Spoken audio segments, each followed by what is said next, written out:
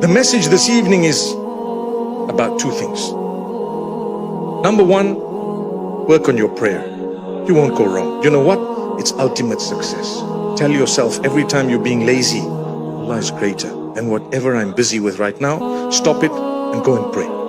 Even if you start with farad, that's which compulsory initially, and then you can work on a little bit more later. But don't give up. Build. If you're doing 3 out of 5, go on to 4, go on to 5, inshallah. If you're weak, start somewhere. But pray. I promise you, it will change your life. Your problems will be diminished. I'm not saying they will be solved, but they'll become small.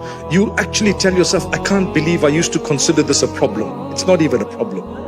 Subhanallah. And the second thing, keep calling out to Allah. Keep asking Him. Don't be tired of asking Allah. Allah loves it when you repeat and repeat. And keep going, even if it took 10 years. I promise you, it's coming. Success and victory ultimately is all yours, for as long as you have Allah by your side.